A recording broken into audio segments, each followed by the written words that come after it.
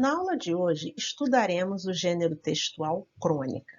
O que é a crônica? A crônica é um gênero textual que é baseado em um tema ou um fato de grande relevância na sociedade. Então, vamos ver na aula de hoje o que é a crônica argumentativa. Diferentemente da crônica narrativa, o que é a crônica narrativa? A crônica narrativa, ela expõe situações cotidianas através de quê? De narrativas de ficção. A crônica argumentativa já não é assim. Da mesma forma que as charges, elas fazem críticas a um fato da sociedade de grande relevância, usando uma linguagem verbal e não verbal, a crônica faz a mesma coisa, mas só que a crônica ela só usa a linguagem verbal. E na crônica argumentativa, o autor ele vai expor o seu ponto de vista sobre uma situação cotidiana com doses de humor e com uma linguagem bem informal. É um texto que circula na esfera jornalística, em jornais, revistas, sites e blogs. É um texto em primeira pessoa, onde temos o uso do pronome eu e nós, ou seja, é um texto bem subjetivo e o autor ele vai expor a sua opinião pessoal, por isso o texto ser em primeira pessoa. E o grande objetivo das crônicas, além de expor o ponto de vista do autor de forma humorada, ele induz esse mesmo leitor a quê? A reflexão. Então, nos meios jornalísticos, temos cronistas destacados como Arnaldo Jabor e Milor Fernandes. Eles têm nos jornais de grande circulação uma seção de crônicas argumentativas, ou seja, nessa seção, eles, através do humor e da ironia, fazem as suas críticas e o seu ponto de vista sobre assuntos que estão em alta na sociedade. Bom, como todo texto argumentativo, a crônica argumentativa ela tem introdução, desenvolvimento e conclusão. Na introdução, o autor ele vai apresentar o assunto e expor o seu ponto de vista e os argumentos que o sustentem.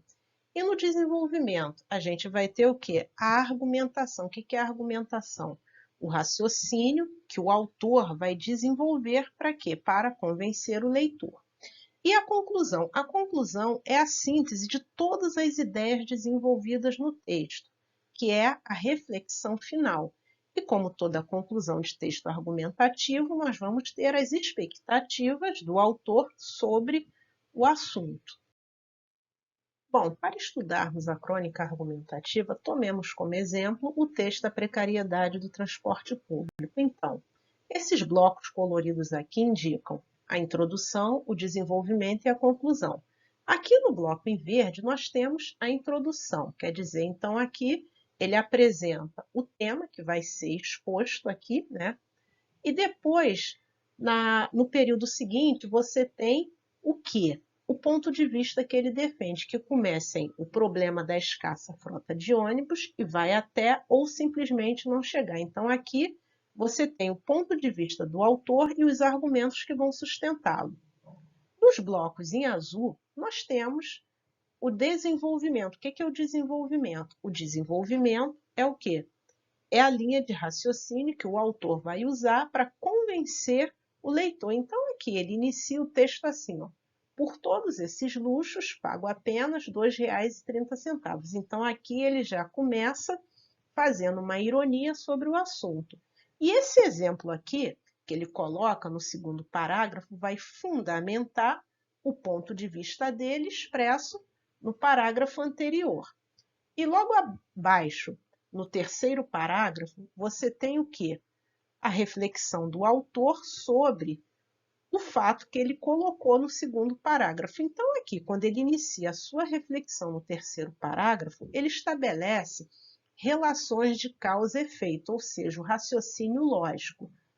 Um dos motivos que geram conflitos são os problemas mecânicos, como as catracas eletrônicas quebradas. Então, aqui a gente tem o quê? A causa, que além do constrangimento causado, gera enormes atrasos na viagem, quer dizer, a consequência de todo o problema que foi falado antes. Agora aqui, nesses blocos em lilás, nós temos a conclusão, que é o quê? A síntese de todas as ideias do texto e a reflexão final. E como toda conclusão, nós temos o que? A expectativa do autor em relação ao assunto. Como desenvolver argumentos consistentes? O que é um argumento consistente? Um argumento consistente é aquele que não deixa dúvidas e não dá margens a questionamento. Modalizadores discursivos são elementos linguísticos que expressam o ponto de vista assumido pelo autor diante daquilo que ele diz. Advérbios.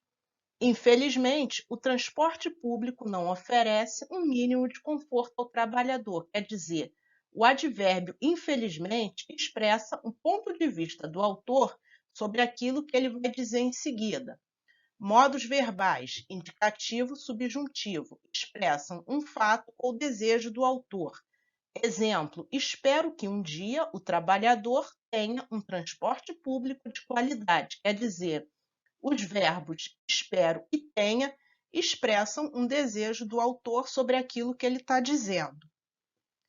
Verbos auxiliares modais: poder, dever, querer, ter, ser e etc. Expressam necessidade ou possibilidade.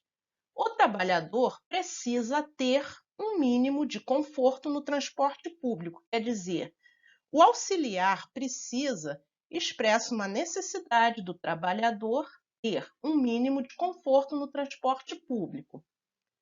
Adjetivos. Exemplo, é urgente que o transporte público ofereça um mínimo de conforto ao trabalhador. Quer dizer, a expressão é urgente expressa uma avaliação do autor sobre aquilo que ele vai dizer em seguida. Expressões afirmativas ou negativas. É certo que o transporte público um dia oferecerá um mínimo de conforto ao trabalhador. A expressão é certo expressa uma crença do autor sobre aquilo que ele vai dizer em seguida.